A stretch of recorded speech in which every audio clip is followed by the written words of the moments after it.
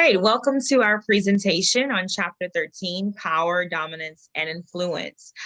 We have Brenna Loga, Catherine Fisk, Ali Gay, Jamie Como, and John Walker.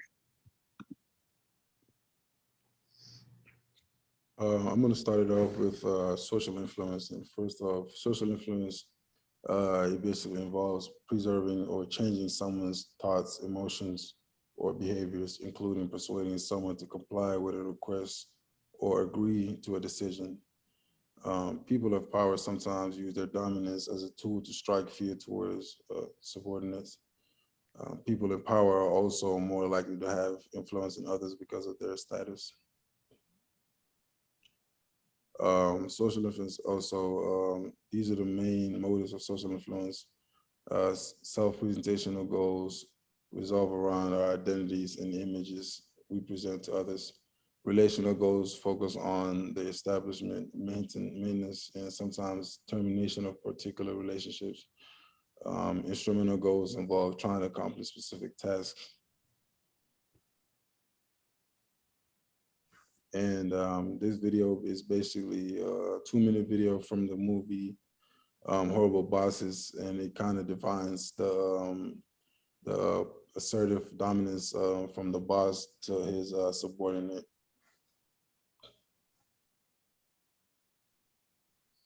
All right, so we have power. Whenever you think about power or try to define power, there are three very specific abilities that define power. First, it has the ability to do what one pleases without interference from anyone else. The second one is the ability to influence other people. And the third one is the ability to resist attempts of influence by others. So when you think in terms of power, there's several different types of power that we learn about in the text. First, we have objective power, which is owning or controlling certain resources, but that can turn into actual power when someone who values all of your resources and they're also influenced by you. Another type of power is coercive power, which can be exercised when someone can punish others or take away something. So when you think about that, you can think about maybe a job. If you don't do something right on the job, someone can take maybe one of your tasks away from you or something like that, just kind of punishing you of that role. But then also on the converse, we have reward power, where it's the ability to provide somebody with something that's valued, a valued resource. And for example, for that could be a raise. So, you know, if you do a good job on your job, then you can get a raise.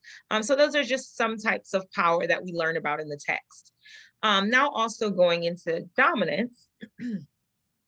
Dominance is a little bit different. It's actually a communication style that is effective in the influence of others. Communication can only be perceived as dominant if it is successful. It can be shown non-verbally through hostile facial expressions or stares. And so researchers have also found that dominance can be communicated non-verbally using a very special set of skills. Poise and self-assurance, panache and dynamism, and conversational control.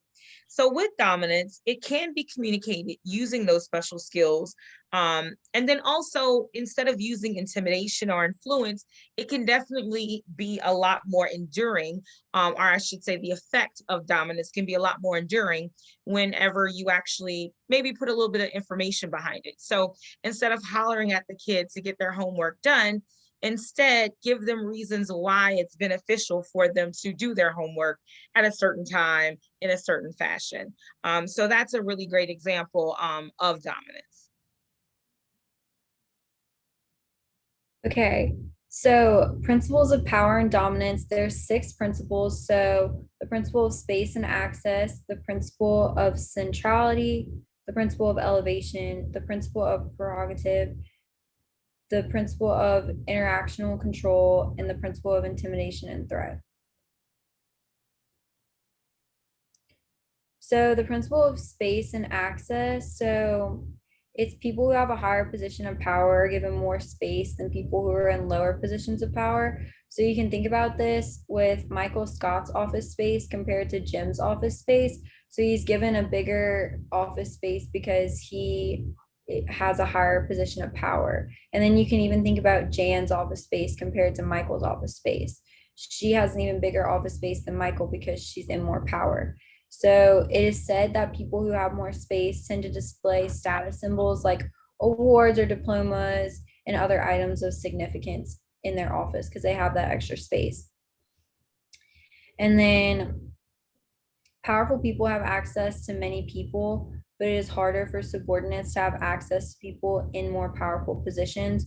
So you need to make an appointment or knock before entering.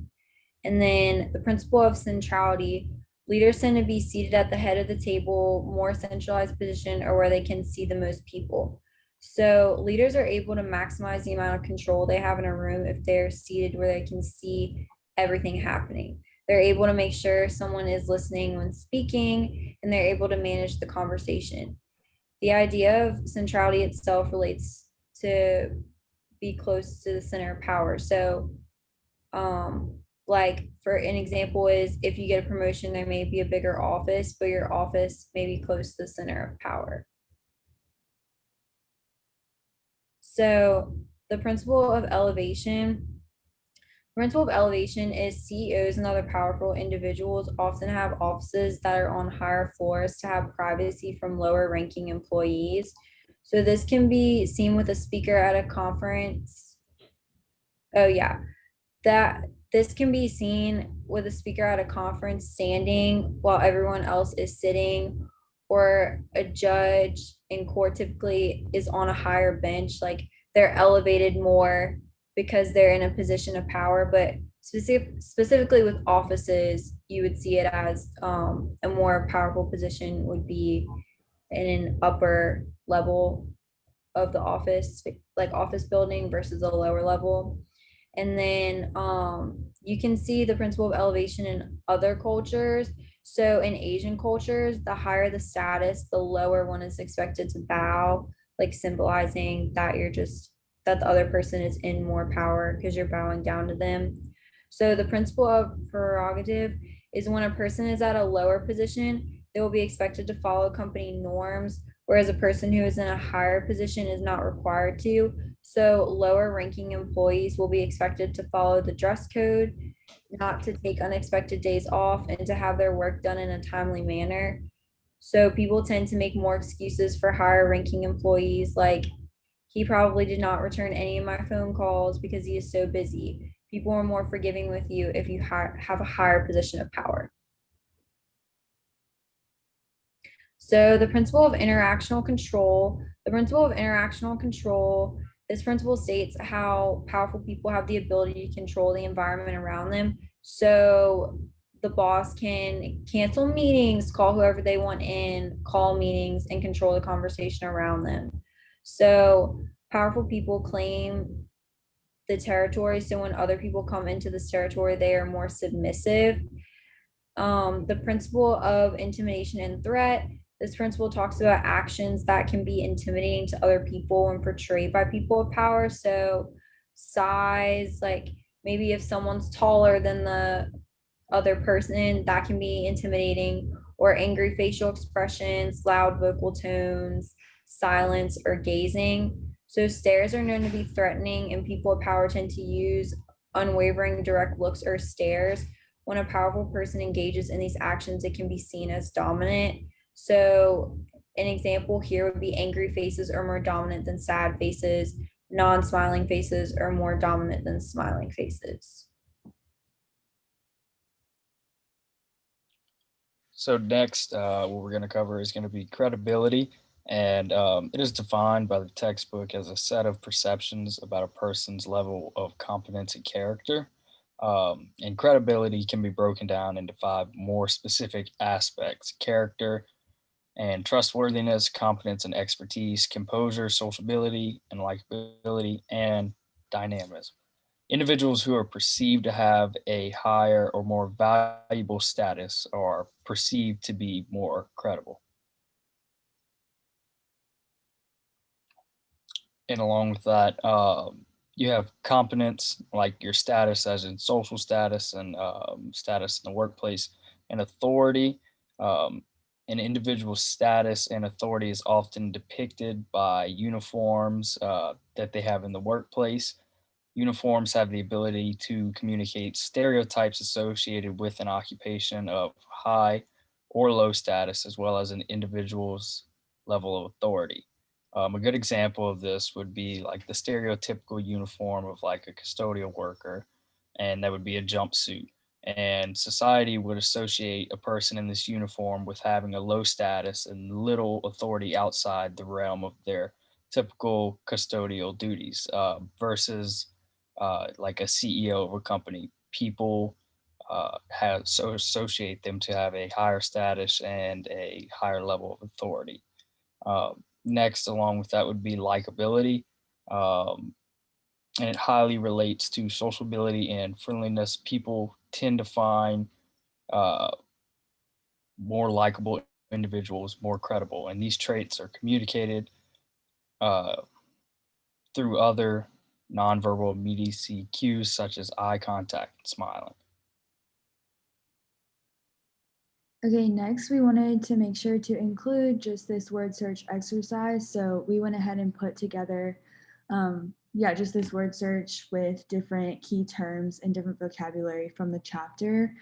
So as you can see on the side, we have some of the terms listed. And if you want to just click the link below, you can do this word search as you're studying. And as we're wrapping up, we have our discussion prompts, which include these 3 questions. We ask, what are the 3 main motives of social influence? Provide examples of each one. What is a modern day example of power in your environment? And what makes a person credible in your daily life? Answer this question using material from the textbook.